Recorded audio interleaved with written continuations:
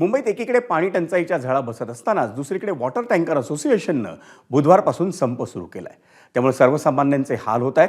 मुंबईतील टँकर चालकांच्या संपावर तातडीनं तोडगा काढण्याचे आदेश हे मुख्यमंत्री देवेंद्र फडणवीस यांनी दिले आहेत. दरम्यान विहीर मालकांना महापालिकेनं पाठवलेली नोटीस 15 जूनपर्यंत स्थगित करण्यात आली आहे. पण तरीही टँकर असोसिएशननं आपली भूमिका ठाम ठेवून उद्याही टँकरची जी सेवा आहे ती बंद ठेवण्याचाच निर्णय कायम केला आहे.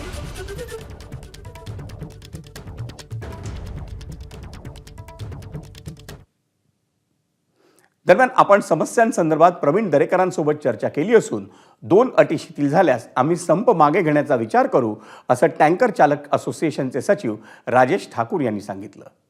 आज आम्हाला शॉर्ट नोटीसवर आशिष शेलार साहेबांनी दरेकर साहेबांना भेटायला सांगितलं. दरेकर साहेबांनी आम्हाला BKCमध्ये चंद्रकांत पाटील जे जलसंपदा मंत्री आहेत सेंटरचे, त्यांच्याशी भेट करून दिली. आमच्या काय समस्या आहेत त्या आम्ही त्यांना सगळ्या सांगितल्या. ज्या आमच्या समस्या आहेत त्याच्यात समाधान झाल्यानंतर आम्ही एक मिटिंग घेऊ आमची जनरल बॉडीची, आणि त्याच्यात जे काय ठरेल त्या विषयावर आम्ही बोलू. आमच्या समस्या ह्याच आहे की आम्ही NOC घ्यायला सगळे तयार आहेत, पण ते 200 स्क्वेअर मीटरची जी जागा आहे, विहिरीच्या आजूबाजूला 200 स्क्वेअर मीटरची जागा आहे, ती तुम्हाला हवी आहे. तर 200 स्क्वेअर मीटरची मुंबईसाठी ज्या कंजेस्टेड सिटी एवढी की तिकडे पॉसिबल नाही आहे, तेवढं आम्ही त्यांना सांगितलं ती अट शिथिल करा. मुंबईत विहिरी आणि बोअरवेलमधून पाण्याचा पुरवठा करणाऱ्या वॉटर टँकर असोसिएशननं बुधवारी मध्यरात्रीपासून पुकारलेल्या संपामुळे मुंबईत पाणी टंचाईचं संकट गडद होत चाललंय. मुंबईतल्या अनेक गृहप्रकल्प, व्यावसायिक संकुल आणि लहान मोठ्या आस्थापना यांच्यापासून चक्क पंचतारांकित हॉटेलांपर्यंत अनेक ठिकाणी टँकरनं पाणी पुरवठा करण्यात येतो. पण टँकर चालक आणि मालकांच्या संपामुळे नागरिकांना मोठ्या अडचणींना सामोरं जावं लागतंय. आमचा प्रतिनिधी टिशाल देशमुखनं मुंबईतल्या रॉयल पाम सोसायटीतून पाणी टंचाईचा घेतलेला आढावा. आम्ही BMCला जाऊन लेटर देऊन आलो की आम्हाला टँकर वॉटर देण्यात यावे, पण BMCने आम्हाला सांगितलं आमच्याकडे टँकर नाही आहेत आणि आम्ही पाणी तुम्हाला देऊ शकत नाही. तर आता आमचा प्रश्न आहे की आम्ही बिल्डिंगमध्ये जागा घेतली, ऑक्युपेशन सर्टिफिकेट आहे, प्रॉपर्टी टॅक्स देतो, पण आम्हाला पाणी नाही. मग आम्ही कोणाकडे जाणार आणि आमचे हे प्रॉब्लेम्स कधी सॉल्व्ह होणार? आम्ही 2007ला आमचं रजिस्ट्रेशन सर्टिफिकेट आहे, आज 18 वर्ष झाली आमच्याकडे BMC पाणी नाही, आणि हा एवढे सगळे लोक आम्ही कुठे जाणार? आज कोणाकडे दाद मागणार?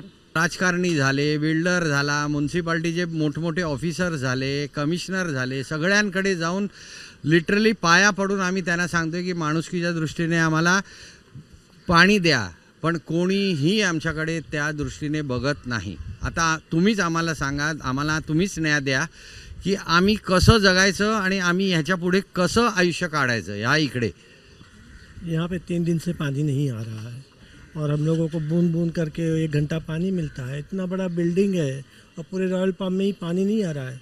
तो पानी तो बंद ही नहीं करना चाहिए, वो तो एक अपराध की श्रेणी में आता है. बिना तो कुछ हो नहीं सकता है ना. पानी तो बंद ही नहीं कर कहाँ सकते. इंसान जाएगा? पानी पिएगा नहीं कि खाएगा नहीं, पॉटी नहीं जाएगा, खाना नहीं खाएगा.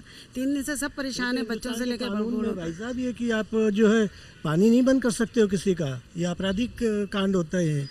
इतना तो गवर्नमेंट को भी ध्यान रखना चाहिए. हमारे जो लोग हैं वरिष्ठ लोग हैं, बच्चों का ध्यान रखना है. सब ड्यूटी जा रहे हैं, कोई भाग रहा है, बच्चे हैं छोटे छोटे हैं, तो ये तो करना पड़ेगा गवर्नमेंट को.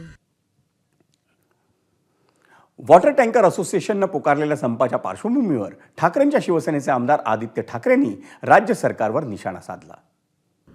मी हाच इशारा सरकारला देत आहे की ह्या दोन्ही विषयावर शिवसेना उद्धव बाळासाहेब ठाकरे हा पक्ष उतरणार रस्त्यावर. महत्त्वाची गोष्ट हीच आहे, सरकारी कर्मचारी अर्धे सुट्टीवर गेलेत लॉंग विकेंड पाहून. मग पाण्याचं उत्तर कोण देणार? STचं उत्तर कोण देणार?